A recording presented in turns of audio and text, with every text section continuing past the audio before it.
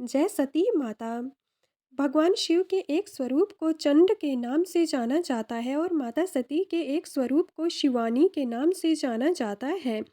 ऐसा कहा जाता है कि यहाँ पर माता सती का दायां वक्ष स्थल गिरा था, जिस कारण यह भगवान शिव और माता सती के लिए पूजनीय स्थल बना।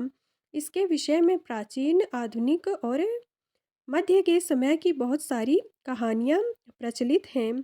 पहली कहानी के अनुसार जब राजा दक्ष ने भगवान शिव का अपमान किया तो माता सती इसे सह नहीं पाई, तो उसी दक्ष के द्वारा आयोजित किए गए यज्ञ में आत्मदाह कर लिया।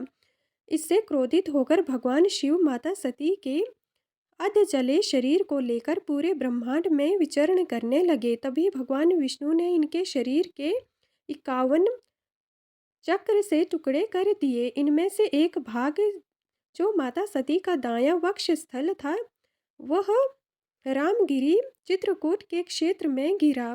तभी से यहाँ पर माता शक्ति का निवास होने लगा। काफ़ी प्राचीन समय की बात है। एक ब्राह्मण यहाँ पर गैया चरा रहा था। तभी देवी उसके स्वप्न में आती हैं और अपने स्थान के विषय में बताती हैं। ब्राह्मण से वहाँ पर निवास बनाकर रहने को कहती हैं।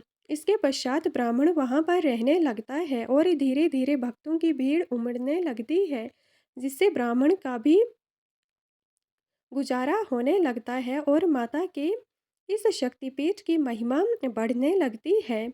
यहाँ पर माता शिवानी और भगवान शिव के चंड स्वरूप का पूजन किया जाता है।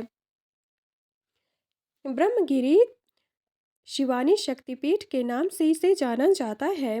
चित्रकूट उत्तर प्रदेश में मंदाकिनी नदी के तट पर स्थित यह एक सुंदर मंदिर है। यह अंतरिक्ष के शांतिपूर्ण और शांत वातावरण जैसा लगता है। यहाँ देवी की कला और वास्तुकला वास्तव में लुभावनी लगती है। मंदिर का हर पहलू दीवारों पर नक्काशी से लेकर देवी को चढ़ाए जाने वाले प्रसाद तक अपनी विशेषता रखते हैं। मंदिर के अंदर आप देवी की शक्ति और उपस्थिति को अपने चारों ओर महसूस कर सकते हैं। मंदिर की सुंदरता केवल मंदाकिनी नदी के किनारे स्थित होने के कारण है। कुल मिलाकर रामगिरी शक्तिपीठ एक विशेष स्थान है। इसमें एक अनोखी ऊर्जा और सुंदरता है जो कहीं और मिलना मुश्किल है। कई बार इसे मध्य प्रदेश के रामगिरी में भी माना जाता है, जो हिंदुओं के लिए बहुत धार्मिक महत्व रखता है, क्योंकि ऐसा माना जाता है कि यहीं पर माता सती का दाहिना वक्ष गिरा था। दिलचस्प बात यह है कि रामगिरी शक्तिपीठ के सटीक स्थान के बारे में मतभेद हैं। कुछ लोग मध्य प्रदेश के मैहर में शारदा देवी शक्तिपीठ मानते हैं, जबकि अन्य मध्य प्रदेश के चित्रकूट में शारदा मंदिर को शक्तिपीठ मानते हैं। शारदा देवी मंदिर, जिसे मिहिर देवी माता के नाम से भी जाना जाता है, मध्य प्रदेश के सतना जिले के मैहर में स्थित है, इसलिए इसे मेहर वाली माता के नाम से भी जाना जाता है। यह त्रिकुटा पहाड़ी पर स्थित है, जिसकी ऊंचाई लगभग 600 फीट है और यहाँ शारदे देवी को समर्पित मंदिर भी है। यहाँ की शक्ति को शिवानी के रूप में पूजा जाता है, जबकि भगवान शिव के भैरव स्वरूप को चंड के रूप में यहाँ पर विशेष पूजा जाता है। शारदीय नवरात्र के दौरान यहाँ पर विशेष पूजा की जाती है।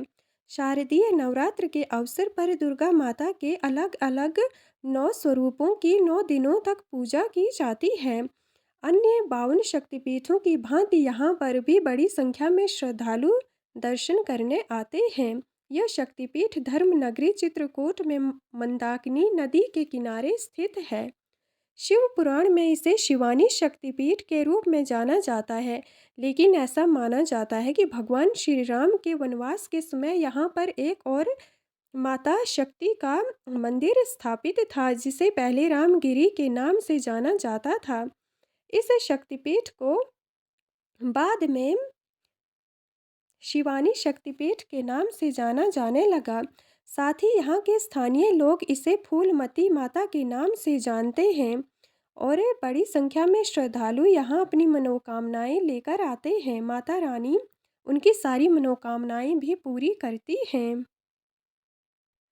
भगवान शिव का चंड स्वरूप और माता सती का शिवानी स्वरूप तो एक ही माना जाता है, परंतु इसके स्थान में मध्य प्रदेश में या उत्तर प्रदेश में होने की विडंबना रहती है। उत्तर प्रदेश के झांसी मणिकपुर रेलवे स्टेशन चित्रकूट के पास रामगिरी स्थान पर माता का दायां वक्ष गिरने की बात कही जाती है। तभी से यहाँ पर भी माता शक्ति को शिवानी और भगवान शिव को भैरव स्वरूप चंड में पूजा जाता है। जबकि लोग मेहरगढ़ मध्य प्रदेश के शारदा मंदिर को भी शक्तिपीठ मानते हैं, जो चित्रकूट में शारदा मंदिर है। रामगिरी पर्वत चित्रकूट में ही है। चित्रकूट को अतः भगवान शिव के चंड स्वरूप और माता सती के शिवानी स्वरूप के लिए पूजनीय माना जाता है।